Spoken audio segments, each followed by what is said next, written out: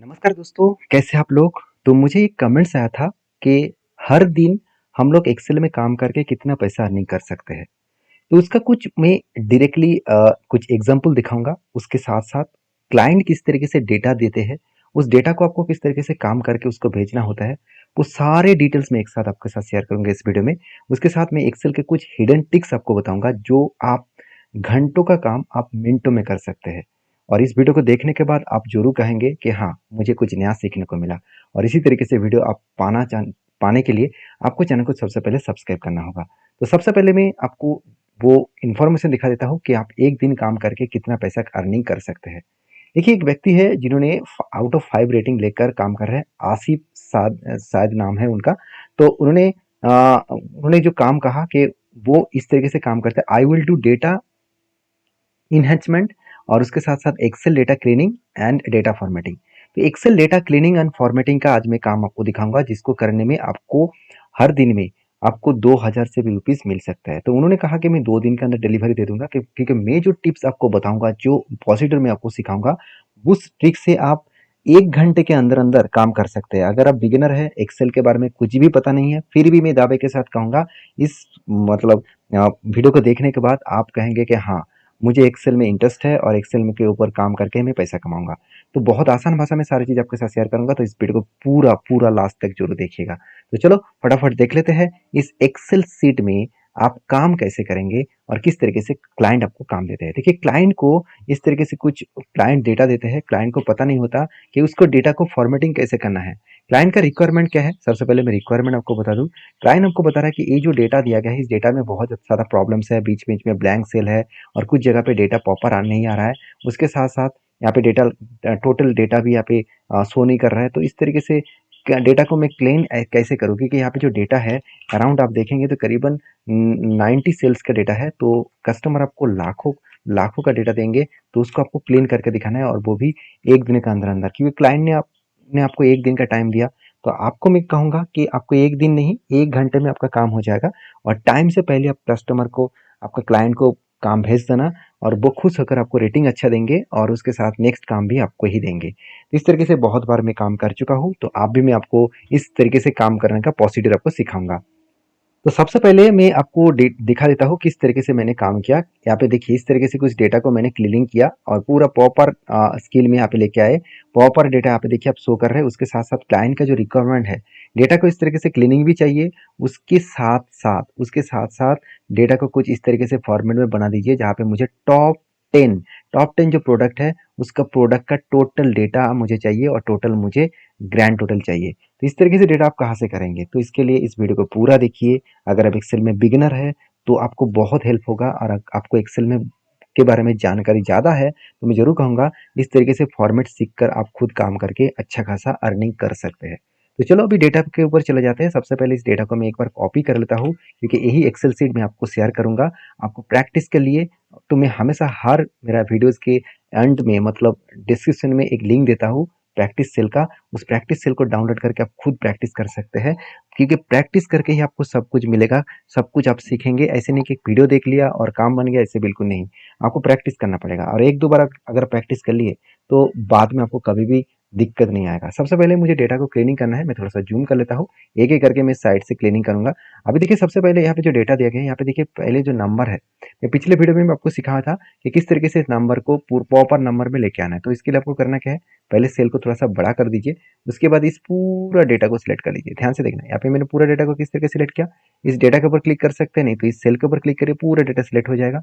आपको home tab में जाना है। यहाँ पे देखिए ऑप्शन मिलेगा, आपको एक डेट, यहाँ पे ऑप्शन मिलेगा। इस ऑप्शन में जाने के बाद आपको करना है मोर नंबर फॉर्मेटिंग में क्लिक करना है।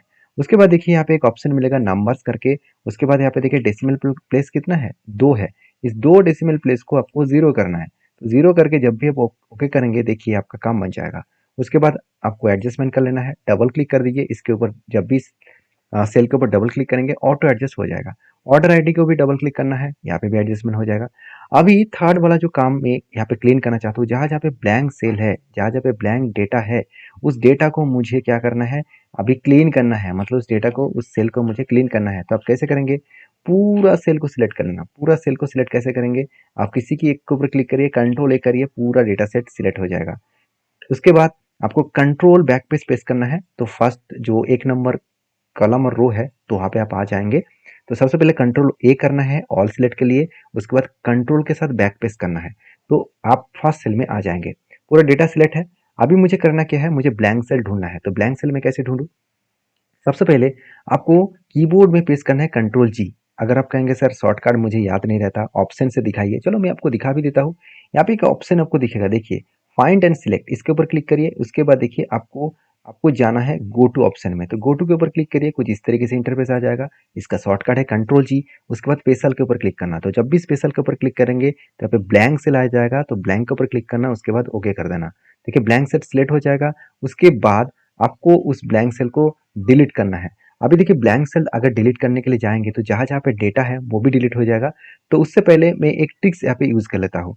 इस सेल को डिलीट करने से पहले सबसे पहले यहाँ पे जो ब्लैंक डेटा है, जो जो ब्लैंक सेल है, उसको मैं पहले भर लेता हूँ। इसका मतलब पहले जो हेडिंग में जो डेटा है, कस्टमर ने बोला कि मेरा प्रोडक्ट कैटेगरीज में जो हेडिंग में जो प्रोडक्ट कैटेगरीज लिखा गया है वही कैटेगरी वाइज मुझे यहाँ पे क्या करना है, यहाँ पे मुझे कैटेगरी वाइज वही सेल को, नीचे सेल में जो ब्लैंक है वही कैटेगरी को लिख के देना है।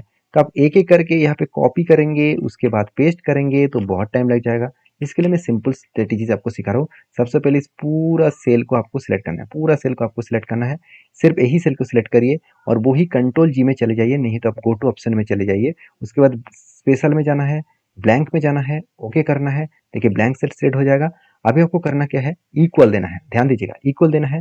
फर्स्ट वाला सेल को सिलेक्ट करना है जहाँ पे इक्वल दिया, उसके बाद फर्स्ट वाला सेल को सिलेक्ट किया। उसके बाद आपको कीबोर्ड में पेस्ट करना है कंट्रोल एंटर, बस आपका काम बन जाएगा। देखिए ऑटोमेटिक आ गया ना। तो उसके बाद देखिए यहाँ पे भी कुछ ब्लैंक सेल है, इस ब्लैंक सेल को यहाँ पे भी भरना है।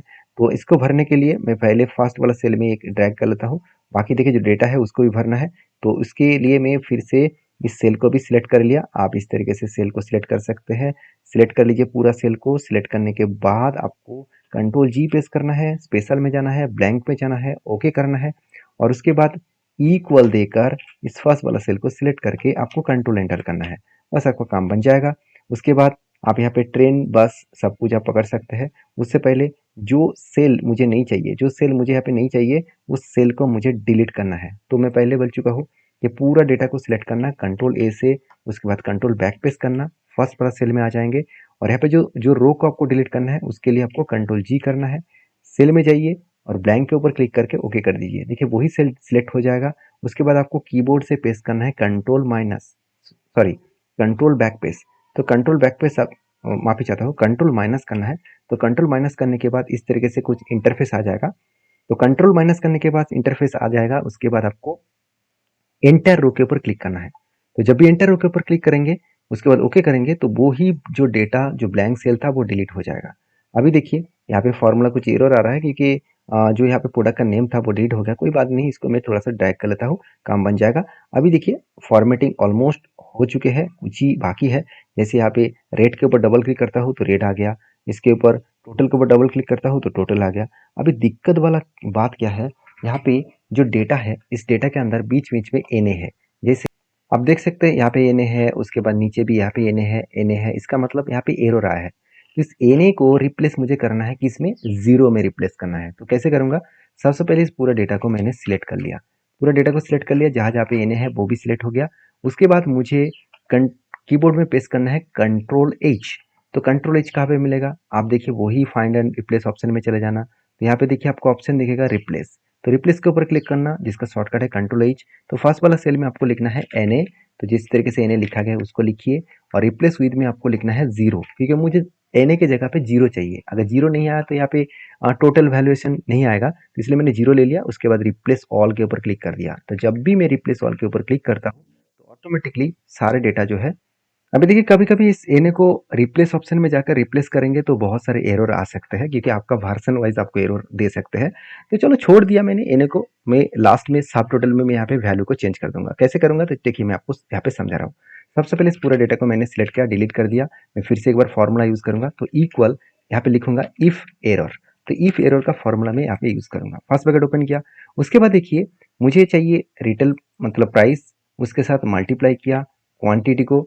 उसके बाद मैंने कॉमा दिया और जहाँ पे एरर है उस जगह पे क्या आएगा, जीरो आएगा। तो इसलिए डबल कोस के अंदर यहाँ पे मैंने 0 लिख दिया, मतलब डबल इन्वर्टेड के अंदर आपको मैंने 0 लिख के दिया, उसके बाद ब्रैकेट क्लोज कर दिया। देखिए मैंने क्या फॉर्मूला दिया, if error first retail price के ऊपर क्लिक किया, मल्टीप्लाई किया ऑर्डर क्वांटिटी के बाद, उसके बाद मैंने एंटर कर दिया।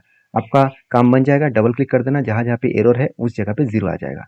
तो इतना काम आप कर सकते हैं। तो इतना काम करने के बाद आपका टोटल फॉर्मेट चेंज हो जाएगा, टोटल फॉर्मेट आपका एडिट हो जाएगा।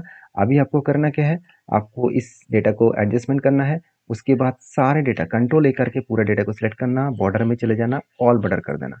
बस आपका काम प्रॉपरली दिखेगा। थोड़ा सा आप इस सेल को बड़ा कर सकते हैं इस डेटा को आपको लिखने के लिए, एडजस्टमेंट करने के लिए। अभी देखिए सारे डेटा क्लियर हो गया। अभी देखिए जो हेडिंग्स वाला सेक्शन है, इस हेडिंग को मैंने सिलेक्ट किया और उसमें थोड़ा सा कलर करना चाहता हूँ, और भी अच्छा दिखे और भी प्रॉपर दिखे, इसके लिए मैं कलर कर दिया।